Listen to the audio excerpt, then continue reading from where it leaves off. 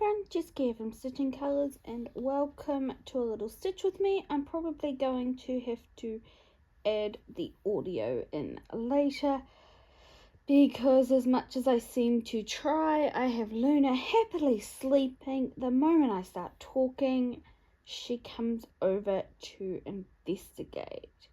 So at the moment, she seems to be happily settled in, eating some treats, but I'm not sure how long that will last for. So today I am working on Dragon Race Into the Night, and this is the Heaven and Earth Designs version, which is based on the artwork by Rose Khan, as you'll probably be aware. And this is the one that Painfree Crafts have recently recharted. And so this is the Heaven and Earth Designs version, so the original version that was charted. And I am currently 17.5% the way through it. I know there has been some discussion on various forms of social media about the comparison between the Haid version and the new Painfree Crafts version. Of course, it all depends on how you're comparing them and what version you're comparing them to as well. I know I saw recently that another Flosstuber did release their own opinions on the differences and how they thought that the mock-ups compared between the new version that was charted by Painfree Crafts and the original version that was charted by Heaven and Earth Designs. Please bear in mind that that Flosstuber had the mix color version, not the regular. So that's the color version that was released after it was requested by some stitcher, don't know who, to be recharted as a mixed color piece. So that can play into some of the differences in size and colors and things like that. So the Flosstube preferred the Painfree Crafts version. Honestly, I don't think there's that much difference in them. You've got to remember that the Painfree Crafts version is larger and has more colours than the original, so it's always going to have a slightly different style and edge to it. It may just mean that shading and things are slightly better or worse in some areas. But the problem is you can't have everywhere in complete focus, otherwise we are going to find that then nothing is in focus. It's not realistic or representative of the location. And hello, Luna. I told you, the treats would not keep her occupied long. Less than a few minutes. 5 minutes maybe? Yes, so you're probably going to see a tail or more in camera as she goes and moves around trying to get herself settled. Always, it's her tail. It's always in the way, Loons. Come on out, get your tail out of it. No.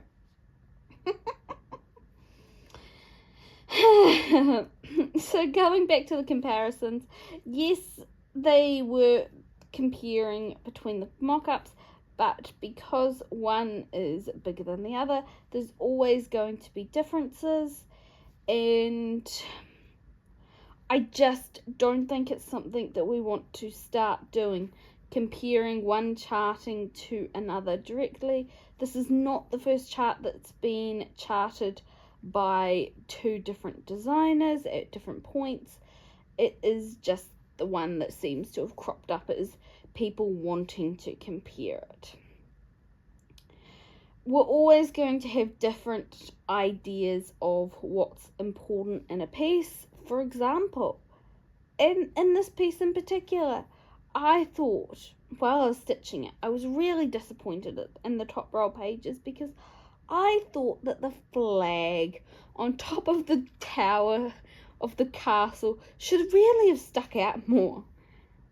For all that this is about 12 stitches in a 417,000 stitch piece, it's not realistic to be a main focus, and I don't know why my brain told me it should be more in focus and more clear cut than it is. And that's just the way it is. Everyone has their own interpretation of what those important aspects in a piece are, and that is going to affect the designing and the charting of that piece in the first place. You've got to have focal points or a pathway around the image, and obviously the flag is not a significant part, as you'll probably all be aware. But that did not stop my brain from telling me it was an important part. So that's just something to be aware of. Also, when you've got charting and you're solely comparing off a pattern keeper, yes, the pattern keeper representation is going to give you a pretty good idea of what the piece is going to look like overall. The problems arise when you start zooming in on areas, looking at specific details and things like that, because what happened there? Because light is going to hit stitches in a different way depending on the color, the angle, and everything like that, and also it kind of affects all of the neighboring stitches, just the way that light reflects, which means that yes, we are stitching in little squares, but stitching in those little squares doesn't really mean a huge amount. So I've got Luna nudging me every now and again, or waving or twitching her tail. It's very much in the way. But I've attempted to film this about 4 times, so her somewhat lying next to me is much better than meowing or nudging or anything else like that. Trying to play, definitely had that one as an issue too. Hi. Yes, we know. You're a drama queen.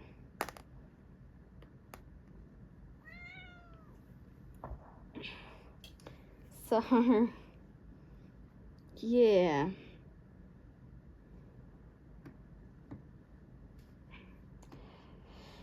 But anyway, I just think if you're already stitching, or if you've already purchased the original Heaven and Earth Designs version, I would not go out and stress and decide that you have to have the Pain Free Crafts version now, or it won't be a stitchable piece or anything like that. If you actually go onto a lot of pages like on Facebook, you'll see that there's quite a few people that are midway stitching through the different variations of the Dragon Race into the Night from Pain Free Crafts. Well, actually, sorry, it's from Haid. You will see that overall the piece looks spectacular. It doesn't matter who's charted it. It doesn't matter what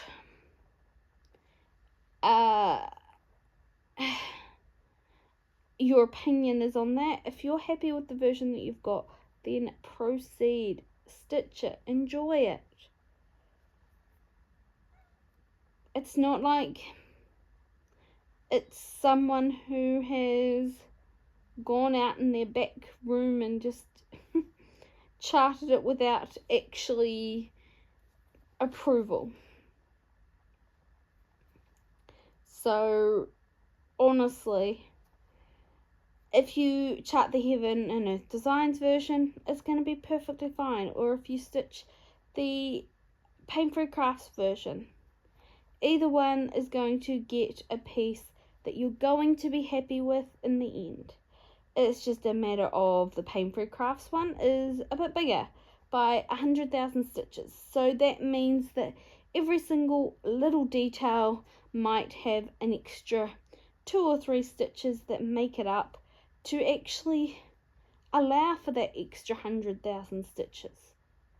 So does it make a difference in the scheme of things? I don't think so. I am perfectly happy to continue the Heaven and Earth Designs version and will continue to do so.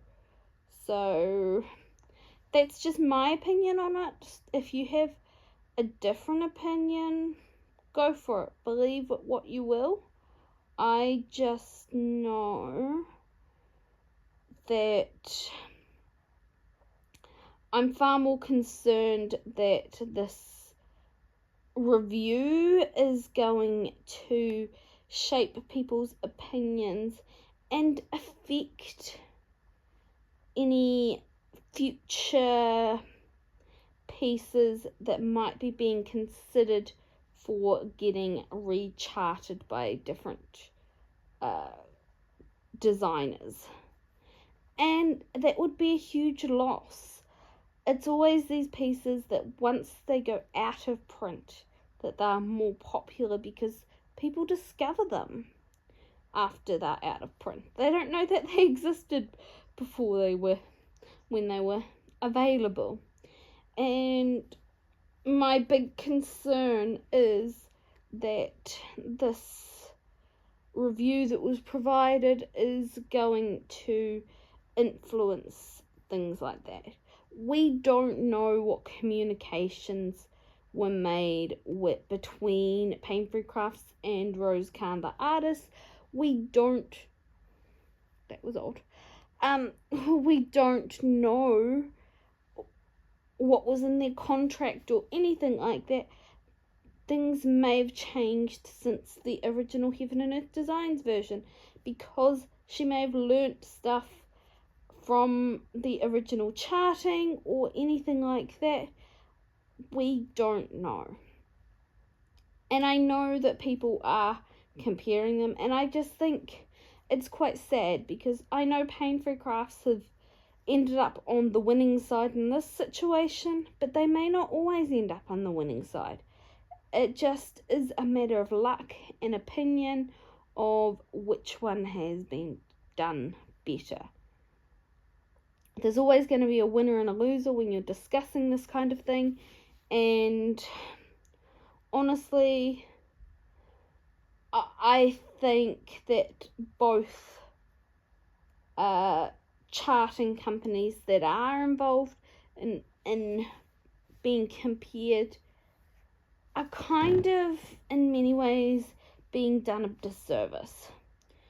You're judging something purely based on the digital version or the digital chart and not taking into consideration any other details. And as much as they say, oh, you can compare them because they're the same, they aren't the same because one is bigger than the other, and that is always going to have an impact on things.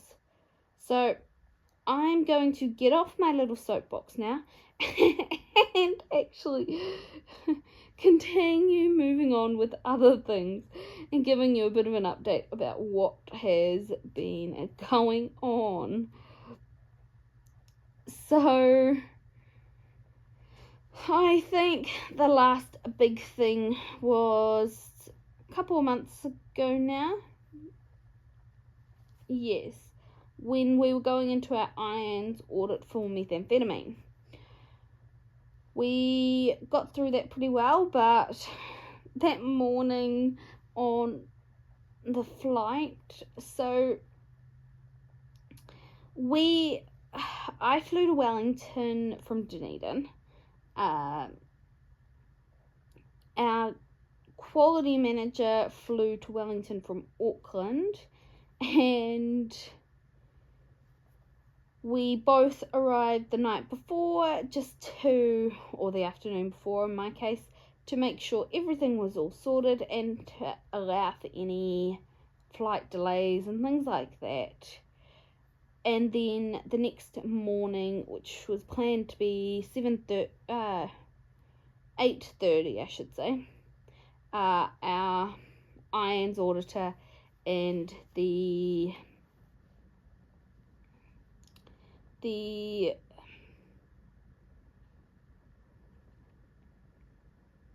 experienced, the technical auditor were due to fly in from Auckland. So, unfortunately, as I was rushing around on the Monday, trying to make sure I had everything possibly that might be needed, I twisted my ankle, and it hurt quite a lot. And I had time on my drive to the airport to stop and get some painkillers, and that was about all the time I had. So I got to the airport and did everything I needed there. We had to go through security because if you're flying through to Wellington or Auckland, you have to go through security. Not so much if you're headed just through to Christchurch. So got all that sorted. Had a last conference meeting between our auditing team before I hopped on the plane. So that was fun. Got to Wellington, found the office eventually. It took about 15 minutes of walking around up and down the street because there's no real signage for their office, which is a bit weird. But that's alright. We don't have a huge amount of signage for ours either. Hi Luna, you're back again. I thought you were playing. I heard you playing. So much for a cat that I thought was settled into having a nap for the day. She does sleep a large proportion of the day. But anyway, getting back to Wellington, found the office eventually, and nobody was there. So that was fine. I could not get into the office because it was all locked up. So I called one of the guys that was there, and they said they were about 15 minutes away. It's like, okay, cool, great. So I will hop on our wellbeing group meeting, and we can get that sorted in the meantime. Not really a huge amount was achieved, and Luna is literally making circles around me on my chair. So she's walking around the back of the chair, so I hate to imagine how much everything is potentially shaking. So sorry about that one.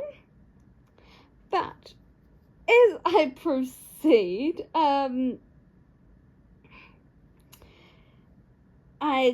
we had our wellbeing meeting. That was quite long. It was more just talking about whether we were doing another wellbeing box for winter this year, and potential items in it, and other things like that. So nothing major, but yeah. And so we proceeded with that one, and then I got a big tour of the office because the guy arrived and let me in halfway through the meeting. It's a good thing it's a conference meeting. We have a lot of those. And then I had a wander around the office and went, yeah, no, this will work for what we need. And also double checked a few things and reviewed quite a few reports that afternoon before we proceeded. So then he was kind enough to drop me at my hotel, or pretty close to it, and I was so glad to take off my boots because my ankle was really sore at that point. But there was nothing I could do about it, and I just had to keep going because there was no one else that could take my place for this IONS audit. So anyway, we arrived at 8 o'clock the next morning, so it was 7:30. Our Uber collected us to get us to the office because we weren't sure about timing for traffic and things like that. Wellington can be very hit or miss. So we arrived and got ourselves all set up and ready, and then realised that the IONS auditor was never going to be able to find us because of it's kind of hidden away down a driveway as their office. So anyway, I waited outside, they arrived, and then we started just after 8:30 with our pre-start introductory meeting. And so at that point there was myself and our quality manager and one of the people in Wellington who does methamphetamine testing. So that all went well, and then it was decided that we would make a start with doing the field assessments, and then it would go through the paperwork and everything like that. We were still waiting on our other signatory to arrive from fielding, but it was a 2.5 hour drive that he was making that morning, so we figured by the time he arrived it would be perfect timing because the original field audits and things would be done. So yeah, we had to do a mock-up in the office because, as luck would have it, we didn't have a job come into that branch for that was close enough by, I should say. We did have one come in, but it was in Masterton, which I'm told is like a 2.5 hour drive each way. So that was not going to work for the purpose of the audit. So I started my field audit side of it and had both the IONS auditor, our technical auditor, and our quality manager all staring at me watching. So that was fun. Not what I wanted to be happening for the day, but you know. And then by the time we had finished that, we had our other signatory arrived, so that was a moment of yay.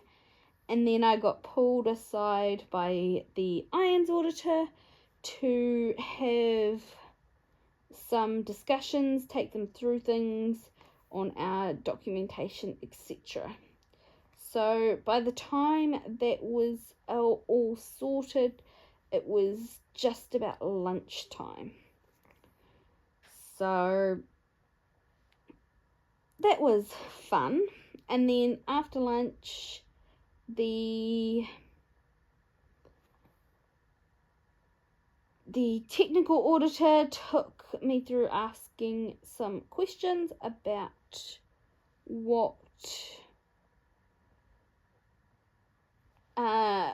about a few reports and things like that, and then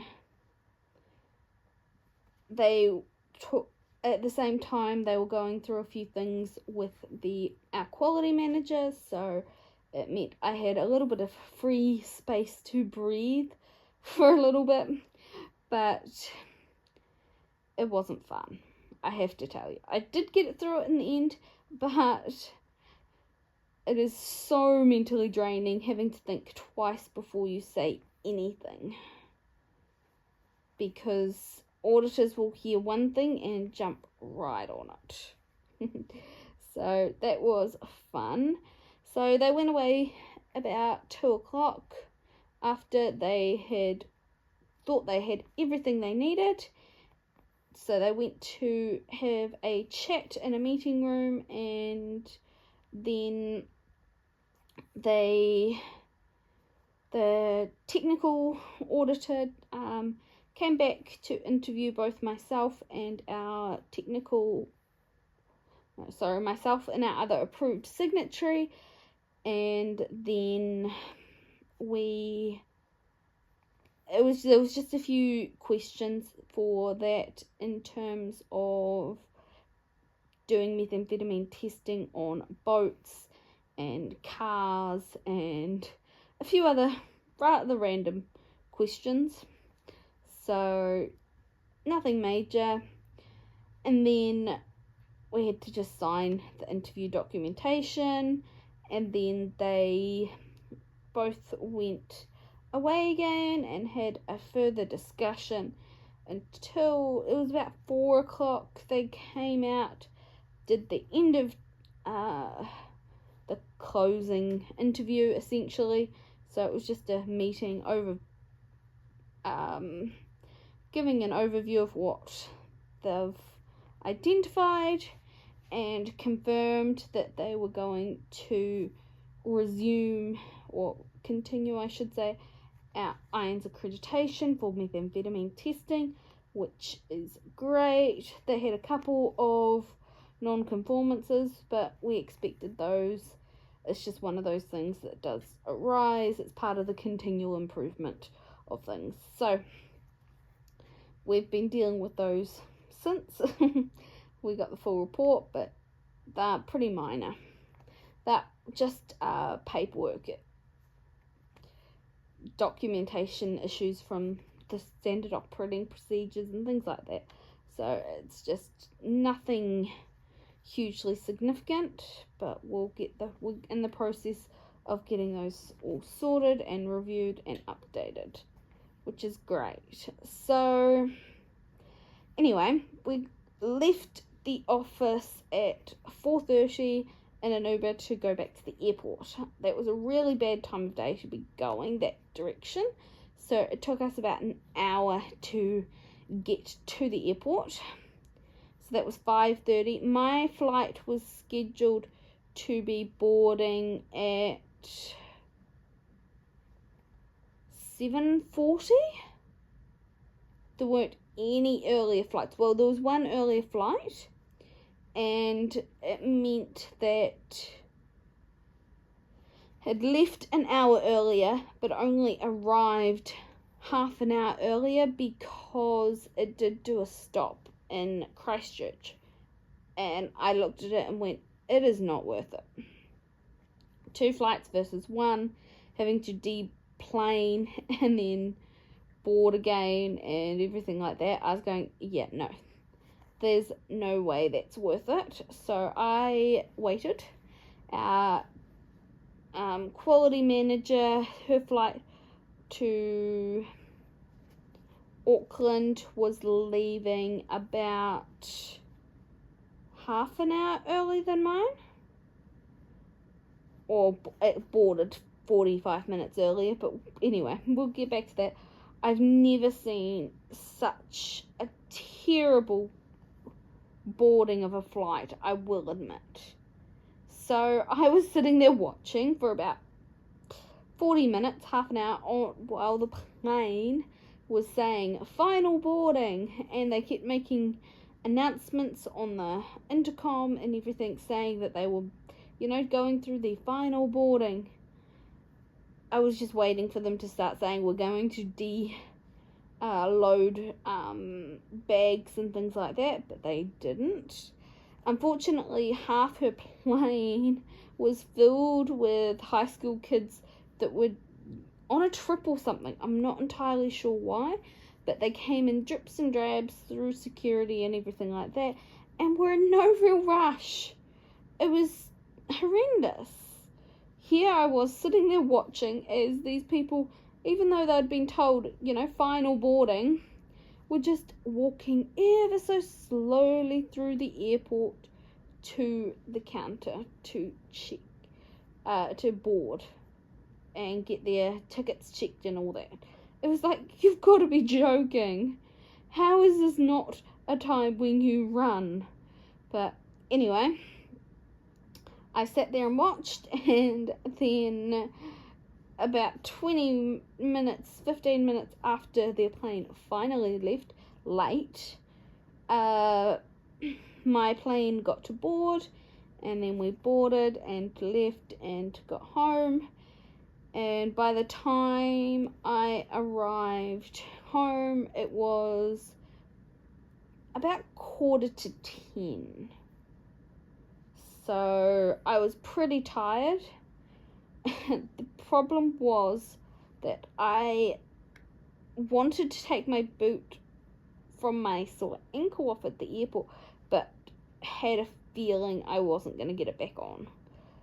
So it stayed on until I got home, and at that point I really struggled getting it off, and it was really, really swollen, and there wasn't much I could do about it at that point. I put ice on it, more ice on it, and just kind of had to hope it would be better in the morning. And it was quite sore, but it actually seemed like it was over the worst of it the next day. So that was a bonus. So yeah, within about 3 or 4 days after that, it was all fully recovered and feeling fine. So I was very, very lucky. It could have been a lot worse. So yeah, it was great. So we're in the process of doing all the updates and required things for that. So that's taking a bit of time and things like that. My trainee has gotten signed off for doing basic sample collections, which has freed me up a little bit this past week that we've had, because it has meant that I was able to skip one trip through to Invercargill. So this past week we have had one trip to Gore, one trip to Tiana, and then she made a trip to Invercargill for a sample collection as well. So it's been a fair bit of driving, long days this week. And also I finally got my timing recently for the defensive driving course, which the company has made it mandated that everyone must go to. So that's been fun this last week. I've done 2 sessions so far. I've got 2 more this coming week, and then I will have the in-car session. Personally, based on these 2 sessions that I've had, I honestly don't think it's worth it. I can understand why it might be worth it for some of these young drivers, but I think for anyone else, there are far better courses for people to be doing. But I think this one was deemed as, oh look, it's a course that is run throughout the country, and it's something that's good for people to have. It hasn't been a fun time. So it was Monday and Wednesday this week that's just been, and it's again Monday, Wednesday of this upcoming week. And the course runs from 6:30 to 8:30, and it's right in the middle of town. So it wasn't too bad on the Monday. I managed to find a park pretty easily right out front. On the Wednesday, it was horrendous. I ended up parked about 1 kilometre away.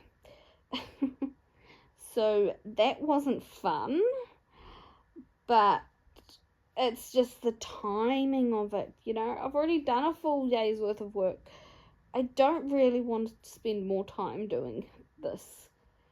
So it was really tough and draining. So I haven't actually done all that much stitching this week. So my video for next week is probably not going to show a huge amount of stitching, but that's alright. It's just one of those things, I think. There's nothing we can do about it. The problem I had was that we finished work technically at 4:30. So that means technically there's 2 hours before the course starts, or an hour and a half realistically. But the problem was I was still doing a few things at 5:30 in the office on the Monday, because we'd been out all day, and then it got to 6 o'clock and it was like, oh well, I may as well go over into town and get a park for this course. And a similar thing ended up happening on the Wednesday as well. So it meant that it was like a 12-hour day. So that definitely meant that by the time I got home, I didn't do any stitching. I was completely exhausted. So yeah, let's just say over this last week, there's been more nights that I haven't stitched than I have stitched. But it's just the way it is. So yeah, I am pretty close, however, to having my trainee signed off on some of the weekend work that we have. So she'll be able to do some of that by herself, which will be fantastic. It'll mean I'll get every second weekend back fully to myself, which is going to be really good. It means that I'm going to have a bit more time. Ow.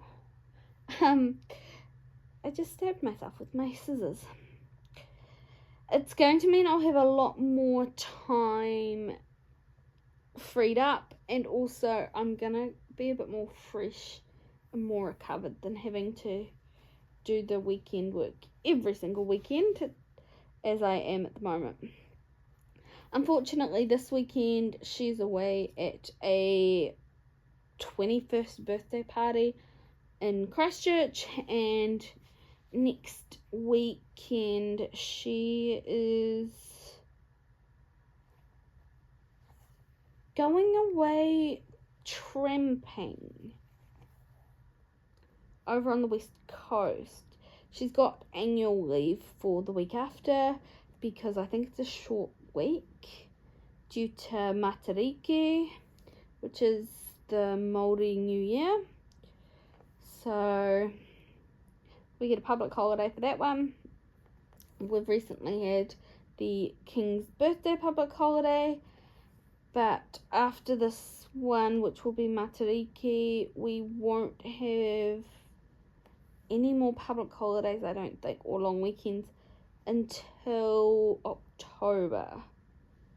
So it's going to feel like a long time. I need to go down another block. I was going, why does that not look like what it should? Okay. So, yeah, I'll be stuck doing the next few weekends, and then we'll be able to get some kind of alternating schedule put into place, which will be amazing. I'm really looking forward to that, because I'll be honest, the last few months since March, so I guess that's 3 months of doing every single weekend, has not been fun.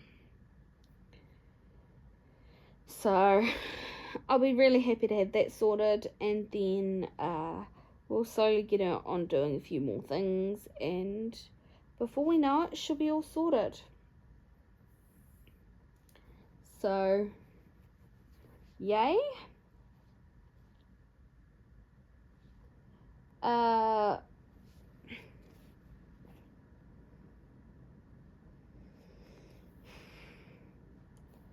The week before,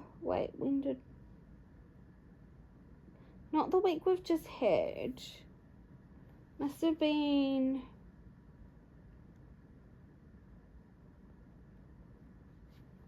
the last week of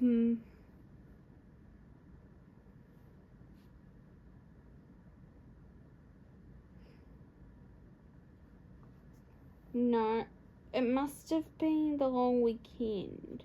So the first week of June. No, I'm starting to get myself now.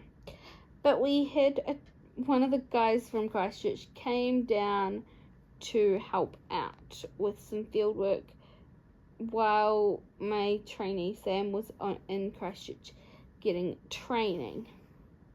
I've lost track of dates because you can tell how busy it's been. Anyway, I had a few surveys booked in and things like that, and it was like, great, I can also get a chance to catch up on some paperwork. I'll send him on this one. And so, yeah, it turned to kind of a bit chaotic because we had been in Invercargill on the Thursday, and unfortunately, one of the samples that we collected from Invercargill from a property got lost by the lab. So I was scheduled to be in Cromwell that Monday. So Sam was in Christchurch for training, and I had gotten one of the guys from Christchurch down to help me out with just things like that, and I thought this will be great. You know, as I said, I can catch up on a few things, send them out on a few surveys, etc, etc. And so I was halfway through to Cromwell when I got back news from the lab that they said that they did not have the sample that we'd dropped in on the Thursday, and that they didn't have the paperwork or anything like that. So in other words, in their mind, it had never reached them. They didn't have the sample. So I was trying to figure out solutions and called a guy who I was expecting to already be in Dunedin or not far away from Dunedin. Unfortunately, this was about 11 o'clock. I got a hold of him, and turned out he was in Ashburton. So he must have left about 10 o'clock. So that wasn't good. It meant that I couldn't use him to help out with the thing I was hoping for him to help out with in Invercargill, and I needed to drive to Invercargill from Cromwell. So after I finished the job that I had booked in Cromwell, because the result from that sample that the lab had lost was urgent. So, always the way, Murphy's Law.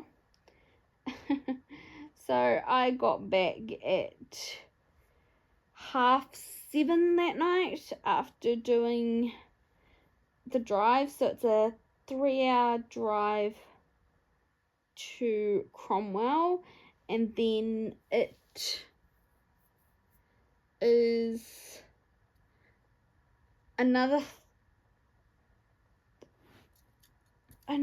3 hours. No, must be 2.5 hours to Cromwell, I think. Just over 2.5 hours, depending on roadworks, of course. So then it was a 3-hour drive to Invercargill and then a 2.5-hour drive back. So all in all, it was about 700 kilometers in one day that I drove. So that wasn't fun or ideal, but you know, luckily I did have stops for those 2 jobs in the middle, and I also had a meeting that I did via video conference on the way as well. So there were plenty of stops. It was just absolutely exhausting. But I sent him out on a survey the next day, and then he arrived back in the office, and then that afternoon was the first time I actually saw him, because the other one was, I'd already communicated with him about this other job because he had to do an induction for it.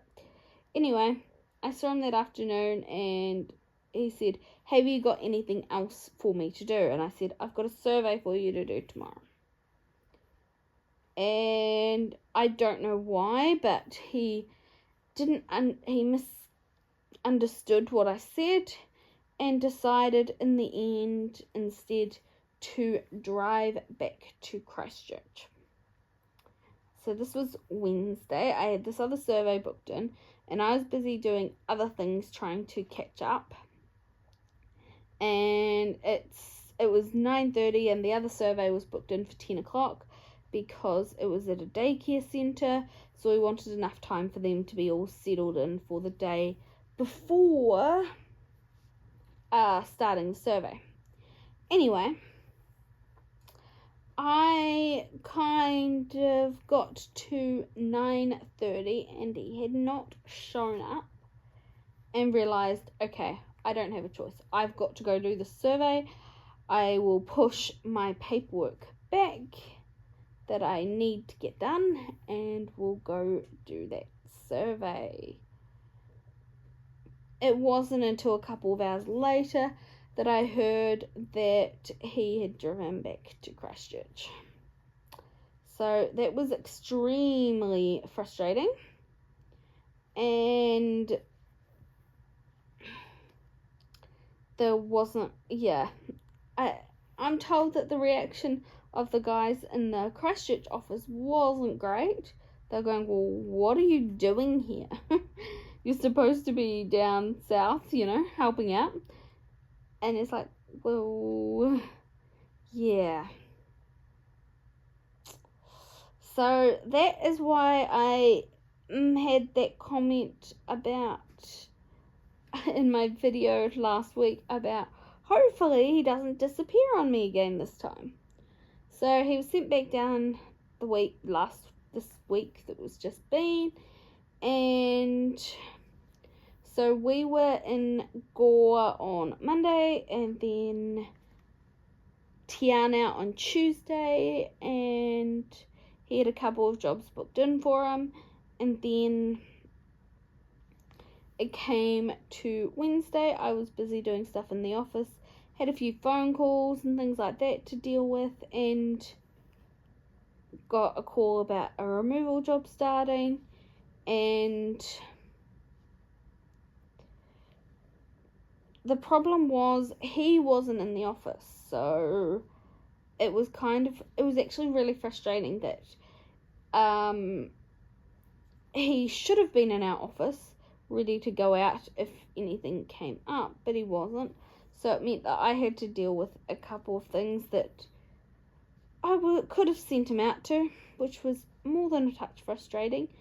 And then we went on our toolbox meeting, so we had these every 2 weeks, and there were definitely questions asked by our manager going, well, why is he in his hotel room and not in our office? And we're going, yeah, that's a good question. Supposedly he was saying our office isn't big enough, that there's not enough space. And our manager did not agree, because he's definitely worked in our office when there's been equal number of people in there. So he was not happy. Again. And then, so the guy came into our office for the afternoon and essentially spent most of it sitting on his phone. What fun. If we could totally tell he really did not want to be there, despite the fact that he'd been asking to do some travel away work. So, gotta love it. Yeah.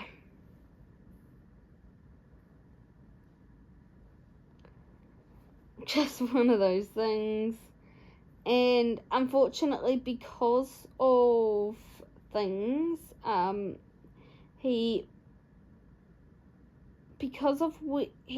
being not in the office for that Wednesday, there was a couple of jobs I could have assigned him to actually carry out for the rest of the week, and that would have taken him through, that I was dealing with him. And yeah, so he didn't end up doing a huge amount of work, I don't think, and it was really frustrating. But I guess at least he didn't disappear on me again until Friday. So Thursday he was in the office for the afternoon, but we didn't see him again. So who knows? I was kind of over it at that point.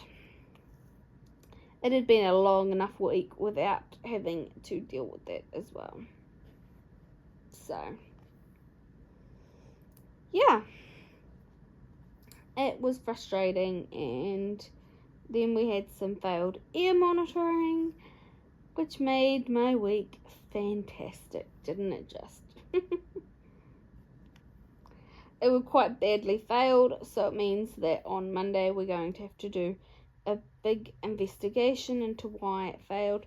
I have a pretty good idea of why, but we'll need some further information from the removal company, and then they will be doing some cleaning up over this weekend. So, yeah. Difficult situations. I'm pretty sure the reason it's failed is that they were coming out of the decontamination unit and immediately using towels, like cotton towels that were right next to their decontamination unit, creating huge amounts of cotton fibers and releasing them. So that will be why that's happened. It will have it meant that the fibers were above the trace limit, which is not a good thing. So we need the respirable fiber levels to be below the concentration of 0.01 fibers per milliliter of air, and this was 0.04 millimeters fibers per millimeter of air. So there's a big thing about the size of the fibers and everything like that, but yeah, it's one of those things.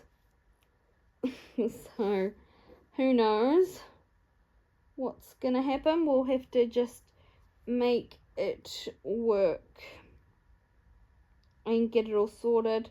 It just means that they had to notify WorkSafe because it was above 0.02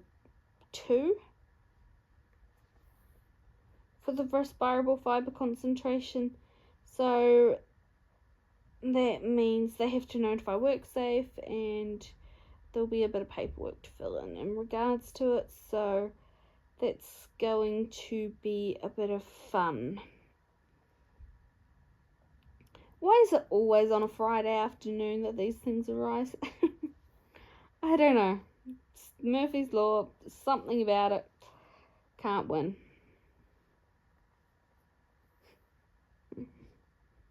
I can say, however, that Luna has gone off to take a nap. Isn't she good?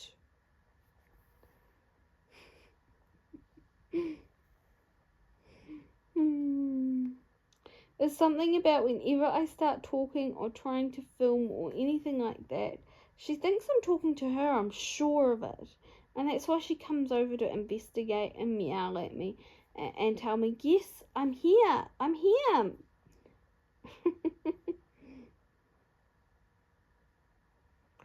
So,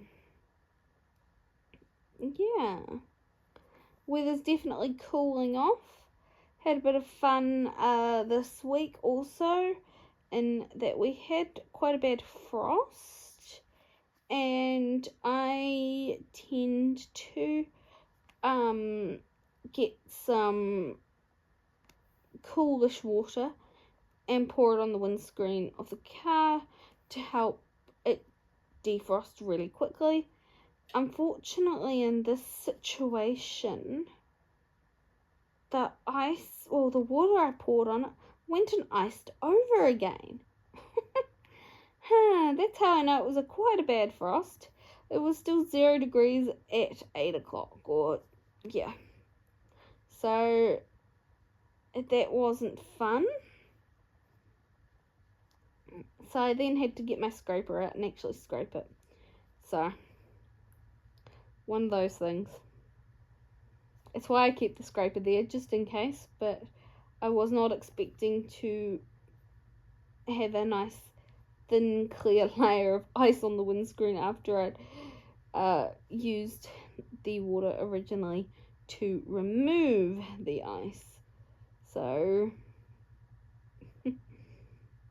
that was not a great morning.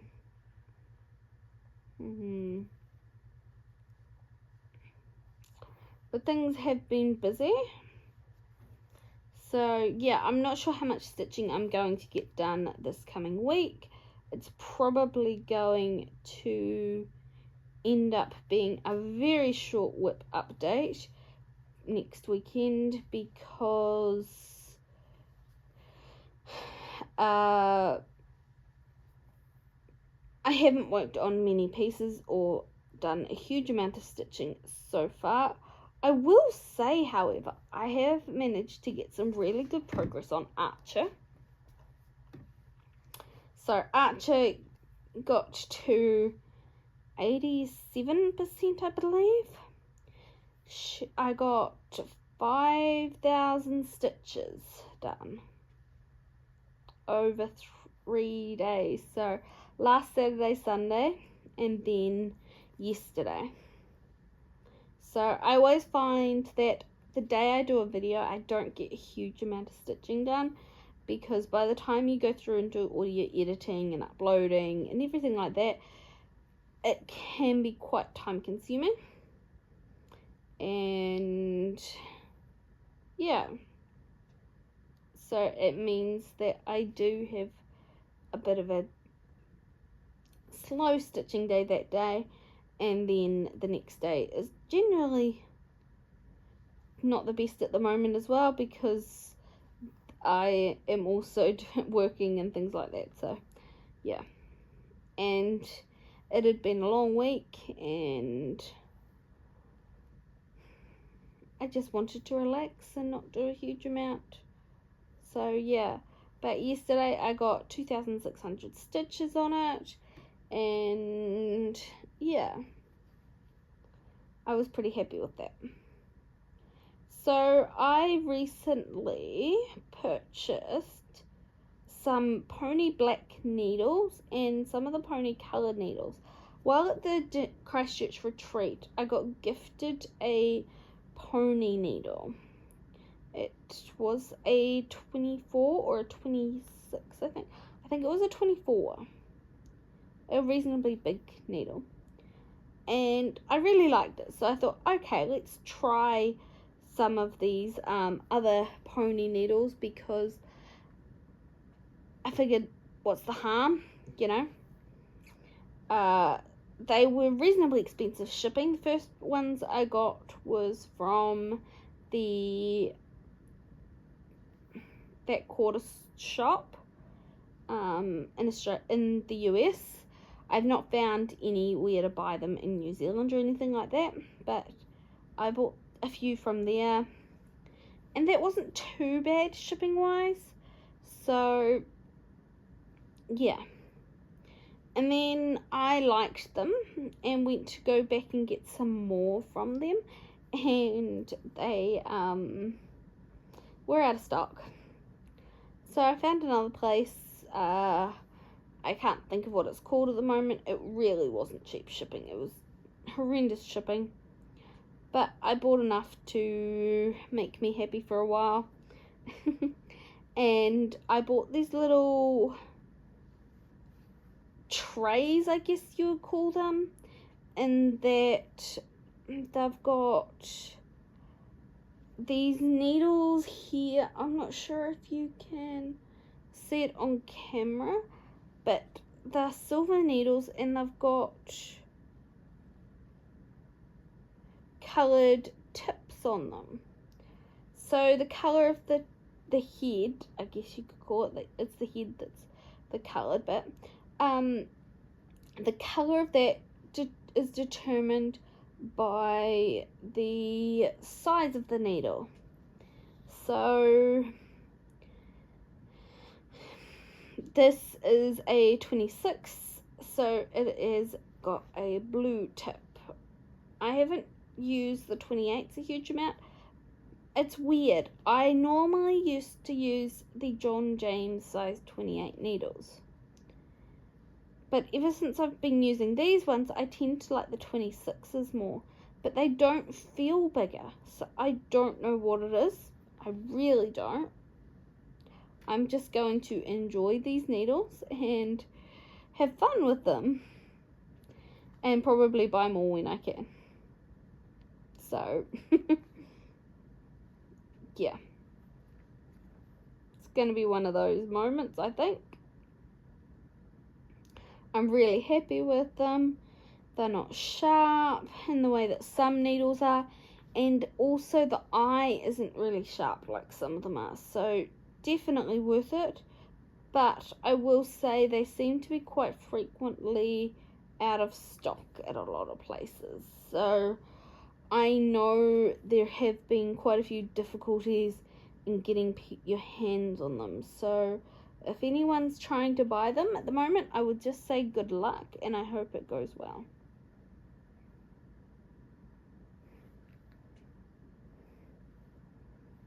There we go, park that one. So yeah, I'm loving seeing how this tree is coming along, even though it feels like I'm not really getting anywhere on it. It's just a matter of I'm probably not working on it long enough to actually get anywhere, but that will come with time. I guess I've probably been putting quite a bit of focus on Archer recently, and I can't see that changing until I get to the end of it. I've currently got 12,500 stitches left, I think. So it's very exciting on that.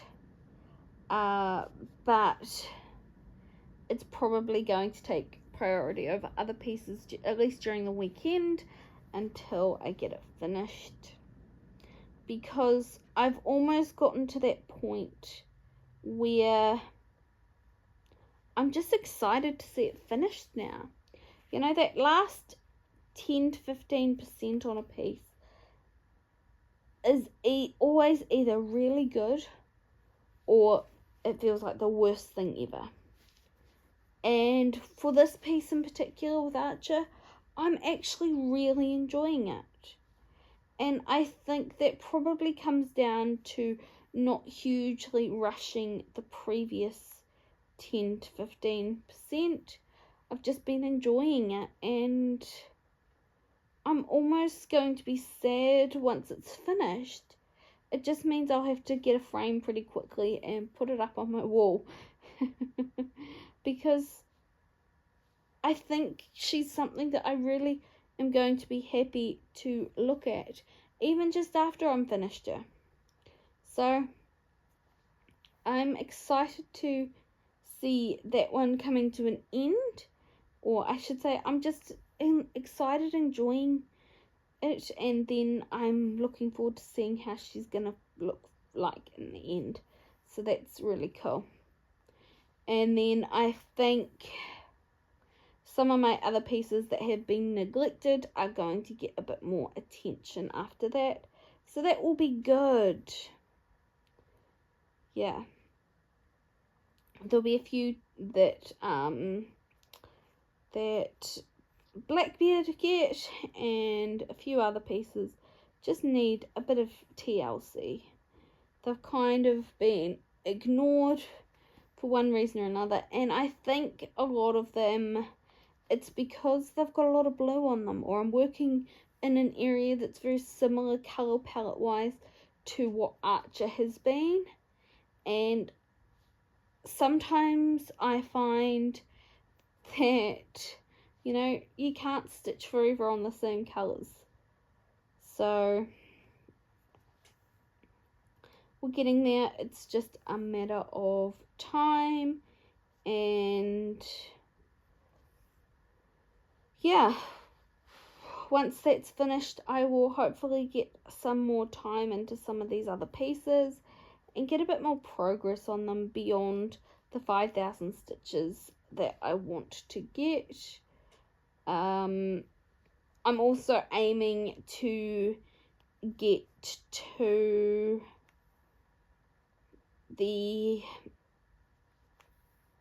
end of this current row that I'm working on with the Halloween Village Afghan by the end of the year. That would mean I've done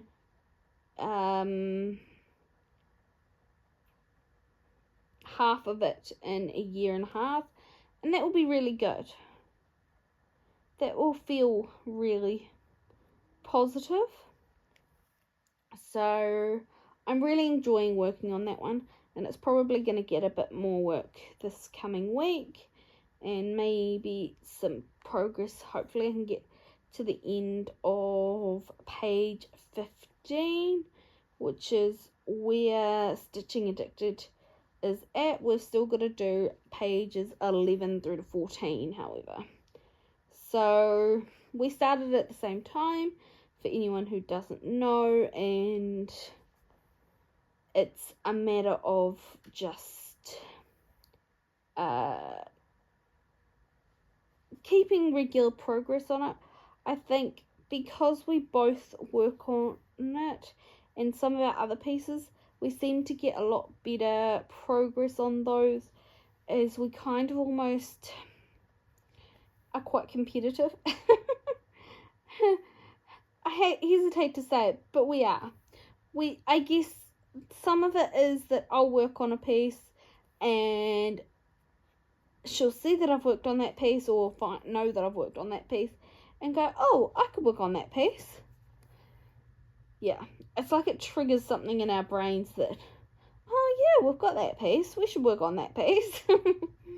So yeah, what we're going to try and do next, at least for a little bit, will be, once Archer's finished, working on something else that we've got like some common grounds with it.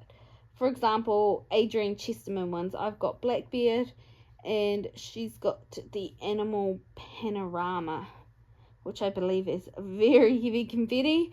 So is the Blackbeard. So I guess we're in a similar boat with that one. And yeah, so we'll work on that for a few weekends and things like that. We've kind of got our piece sorted that we're going to work on to replace Archer. It's a bit bigger than Archer, but it's going to be really awesome. I love the whole imagery of it, the idea of it being a fairy tale book that's being read before bed, and the idea of the wolf under the bed. So it's really cool because there are aspects in there that every time I look at that piece, I see something else in it, like the red hood, the red cape, I should say, that's hanging on the wall, and things like that. It's just really cool. Initially, I bought it and then showed Mum, Stitching Addicted, and she's going, "Isn't that a AI image?" Because the artist is L Digit, and I was immediately panicking, going, "No, no, no, it can't be." It's not. I was so relieved once I did some research and found, no, it's not. So yay. Definitely a yay moment. And so I'm really excited to start that one next year, and it'll be the New Year's start for next year. In the meantime, after we finish Archer, I'm hoping to get a bit more progress on quite a few pieces, and it'll be really good. Because sometimes I feel like Archer seems to get the priority over so many other amazing pieces that we've both got, just because she's so much fun to stitch. It's not necessarily that it's a pain-free crafts piece or anything like that. She's just so much fun to stitch. I don't know what it is. I guess it's a combination of the colours, the theme, and just it's a lovely, easy piece to work on. So I'm probably going to miss once I've finished her, but at the same time, it's going to be so cool to have her on my wall. So I've just got to get over that point, and yeah.